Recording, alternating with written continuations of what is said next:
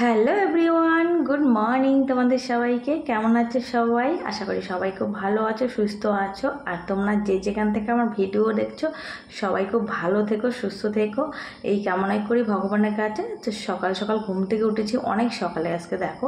তো এত সকালে উঠে ভাবছি কি করি, একটু ছাদের উপরে আসলাম। আর দেখো এত গরম পড়েছে না, প্রচণ্ড গরম। আর এই গরমে ঘুম একদমই আসে না, সেই জন্য কিন্তু খুব সকাল সকাল ঘুমটা ভেঙে গেছে। আর কি হয়েছে বলো তো, রাত্রিবেলা জানলা দরজা সব খুলে ঘুমিয়েছি, এত গরম। আর সেই জন্য না সকালবেলা মানে 5টাতেই আমার ঘুম ভেঙে গেছে। 5টার সময় দেখি একদম পরিষ্কার, মানে ঘরের ভিতরে আলো ঢুকে গেছে। আর আমি ভাবছি কত বেলা হয়েছে, তারপরে ঘুম থেকে উঠে দেখি 5টা বাজে।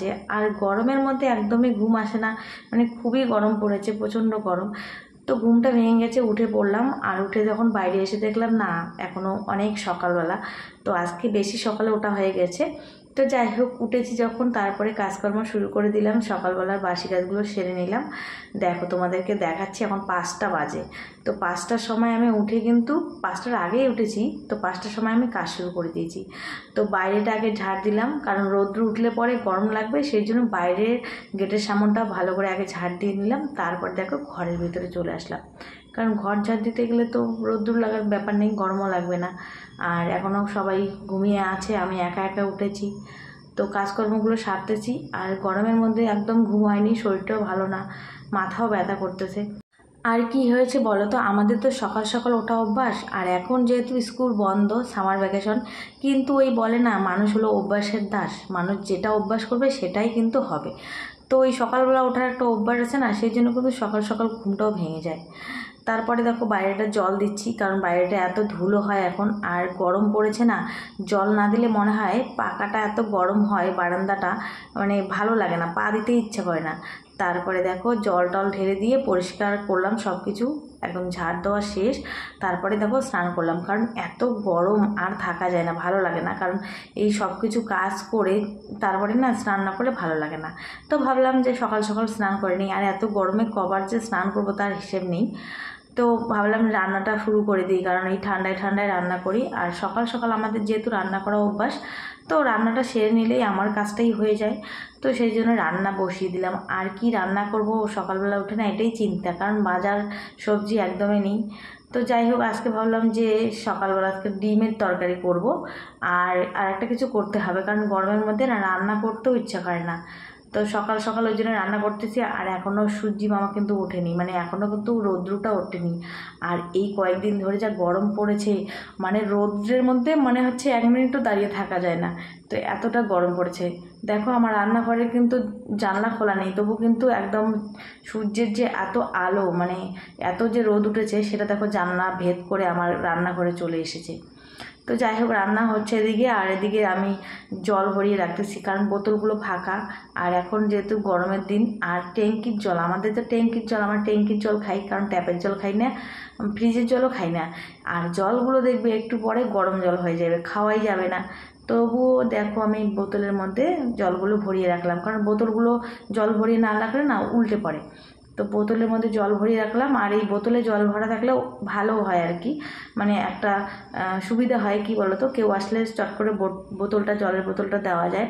তো বাড়িতে তো সবসময় মাস্টার আসে, তারপরে লোকজনও আসে, তো এখন তো আর কেউ গ্লাসে জল খায় না, তো বোতলের মধ্যে জল ভরিয়ে রাখি, তো বোতলটা দিতে সুবিধা হয়। তো তারপরে দেখো ফ্রিজটা আজকে পরিষ্কার করবো। আর এত নোংরা হয়েছে না, ফ্রিজটা কয়েকদিন ধরে ভাবি পরিষ্কার করবো, বাইরেটা তো পরিষ্কার করা হয়, কিন্তু ভিতরটা না নোংরা হয়ে গেছে। ভিতরে অনেক জিনিস, দেখো ফ্রিজের ভিতরে অনেক জিনিস রাখা আছে। তো অনেকগুলো দুধের সর তুলেছি, যেগুলো থেকে আমি ঘি তৈরি করি, তো সেগুলো জমিয়ে জমিয়ে রাখি, অনেক দিন বেশি হয় আর কি। যখন অনেক দিন জমিয়ে রাখার পরে যেন অনেকটা হয়, তখন আমি ঘি তৈরি করি বাড়িতে। আর প্রতিদিন দুধ নিয়ে আসি আর ফ্রিজের মধ্যে ঢুকিয়ে রাখি। তো আজকে একটু ফ্রিজটাও পরিষ্কার করলাম, রান্নাও করতেছি, আর এদিকে কিন্তু ঘরের কাজগুলো সারতেছি। আর রান্না করতে করতে কিন্তু ঘরের কাজগুলো করাই যায়, কারণ আমাদের যেহেতু ঘরের ভিতরে সব কিছু, সেই জন্য কিন্তু অসুবিধা হয় না, কারণ রান্নাও করা হয়। আর রান্না করতে করতে এদিকে ঘরের টুকটাক কাজগুলো কিন্তু সেরেও নেওয়া যায়। তো দেখো আমার ডিম সিদ্ধ হয়ে গেছে, আলু সিদ্ধ হয়ে গেছে। তো আজকে পাতলা করে ডিমের ঝোল করব, কারণ বেশি মশলা এখন আর খাওয়া যাবে না। এত গরম পড়েছে না, এই গরমের মধ্যে মানে বেশি মশলাদার তরকারি খাওয়াটাও রিস্কের ব্যাপার, কারণ এত গরম পড়েছে, শরীর খারাপ হওয়ার ভয় থাকে, পেটটা যদি খারাপ হয়ে যায় তাহলে তো শেষ। তো এদিকে দেখো ডাল ভিজিয়ে রেখেছি, তো ডিমের ঝোল আমার হয়ে গেছে, আর এদিকে করব গরম গরম বড়া। তো গরম গরম একদম পেঁয়াজ কাঁচা লঙ্কা কেটে দিয়ে, বেশি করে পেঁয়াজ দিয়ে এই যে খেসারি ডালের বড়া, আর আমাদের এই বড়াটা কিন্তু বেশিই হয়। আর ডিমের ঝোল করেছি, বড়া করলাম, ব্যাস আর কিছু নেই। তো রান্না হয়ে গেছে, তো এখন একটু কিছু খাবো। আর সকালবেলা ভাত খাবো না, রান্না করে রাখলাম, দেরি করে খাবো। তো একটু ব্রেকফাস্ট করব, মুড়ি। তো অনেকগুলো দই হয়েছে, দইগুলো আছে, কিন্তু এই গরমের মধ্যে তো দুধ আমরা খাই না, দই করি প্রতিদিন, তো দইটাই খাই। তো আজকে ভাবলাম দই দিয়ে মুড়ি খাবো, আর দই দিয়ে না মুড়ি খেতেও ভালো লাগে। তো দই দিয়ে মুড়ি খেয়ে আমি এক জায়গায় বেরিয়ে গিয়েছিলাম, তারপরে দেখো চলে আসলাম। সেখান থেকে এসে কিন্তু আবার ঘরের কাজ, কারণ ঘরের সব কাজই হয়নি। আর আমি যখন রান্না করছিলাম তখন তো আমাদের বাড়ির লোক সবাই ঘুম থেকে ওঠেনি, তো সেই জন্য বিছানাপত্রগুলো পরিষ্কার করা হয়নি। আর গরম পড়েছে না, সেই জন্য একটা বেডশিট প্রতিদিনে মানে রাখলে কেমন লাগে, বিছানাটার মধ্যে রাখলে ভালো লাগে না। তো প্রতিদিনের এখন বেডশিট প্রতিদিনে তোলা লাগে, কারণ এত গায়ের ঘাম হয়, কি বলবো, গরমের দিন ভালো লাগে না। তো দেখো চাদরটা তুললাম আর একটা ধোয়া বেডশিট পেতে দিলাম। আর এখন এই বেডশিটটা জমিয়ে রাখবো, কারণ আজকে আর ধোয়াধুয়ি করবো না, জমিয়ে রাখবো। আবার কয়েকদিন পরে জামা কাপড় যখন অনেকগুলো হবে তখন একসঙ্গে ধুয়ে দেবো। তো প্রতিটা ঘরের কিন্তু বিছনাগুলো আমি পরিষ্কার করলাম। আর কি করব বলো, একা হাতে সব কিছু সামলাতে হয়। সকাল থেকে এই ঘরের কাজ করতেই কিন্তু আমাদের বাড়ির বউদের সারা দিনটাই প্রায় চলে যায়। তো মাঝে মাঝে কি মনে হয় বলো তো, একঘেয়েমি জীবন হয়ে গেছে, ভালোও লাগে না। প্রতিদিন তো আর মানুষের মনের রুচি একরকম থাকে না। তো কোনো দিন কাজ করতে ইচ্ছা করে, কোনো দিন কাজ করতে ইচ্ছা করে না, সব দিন কিন্তু সমান যায় না। তবুও কিছু কিছু কাজ আছে যেগুলো আমাদের করতেই হয়, কারণ আমরা না চাইলেও মানে না করে থাকতে পারি না, আমাদের করতেই হবে, কারণ এই সংসারের কাজগুলো নিজে না করলে কে করবে। আর কি হয় বলো তো, আমাদের বাড়ির বউদের মানে চোখের সামনে কাজ এভাবে পড়ে থাকবে, সেটা দেখবো করব না, এটা কিন্তু মানে মেনে নিতে পারি না আমরা। কারণ আমার এরকমটাই হয়, কারণ আমার চোখের সামনে কাজ, কিন্তু আমার শরীর চলতেছে না, আমার করতে ইচ্ছে করতেছে না। কিন্তু কি করব, আমার চোখের সামনে কাজ থাকলে না আমার ভালো লাগে না, মনে হয় কখন আমি কাজগুলো শেষ করি, কখন কাজগুলো শেষ হয়, এরকম একটা অস্থির লাগে। তো আমার বাড়ির কাজ যতক্ষণ না শেষ হয় ততক্ষণ কিন্তু আমার একদমই ভালো লাগে না, কারণ কাজ যখন শেষ হবে তারপরে আমার মনে হয় শান্তি।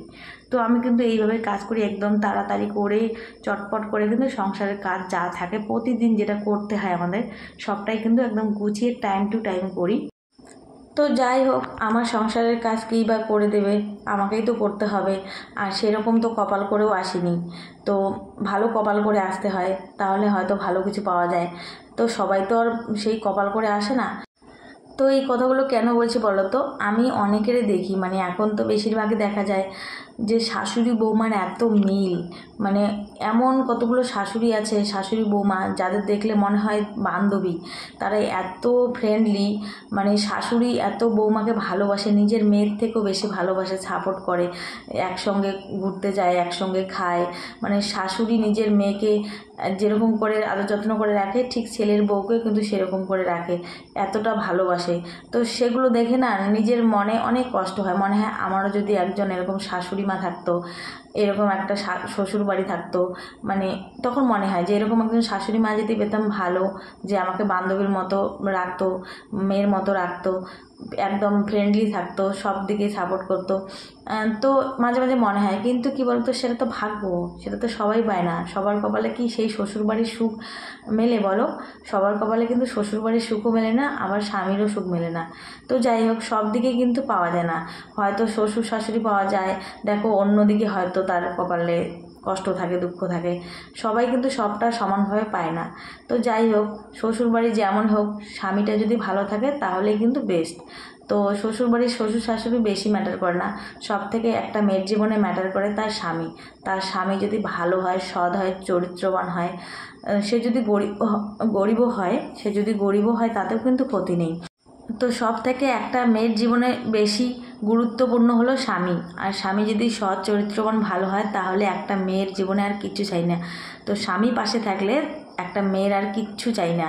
তো পৃথিবী যদি উল্টেও যায়, স্বামী যদি তার পাশে থাকে, তাহলে কিন্তু একটা মেয়ের জীবনে এর থেকে সুখের আর কিছু নেই।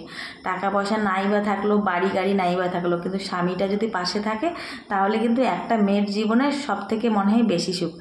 আমি কিন্তু সেটাই মনে করি, কারণ স্বামীর সুখটাই হলো সব থেকে বড় সুখ। আর স্বামীর সুখ না থাকলে, স্বামী যদি ভালো না বাসে, স্বামী যদি ভালো না হয়, তাহলে কিন্তু যতই বাড়ি থাক, গাড়ি থাক, ধন সম্পত্তি থাক, সেই মেয়ের জীবনে কিন্তু কোনো সুখ থাকে না। তো চলো বন্ধুরা, আজকে ভিডিওটা এখানেই শেষ করছি। সবাই ভালো থেকো, আর দেখার পরে লাইক করো।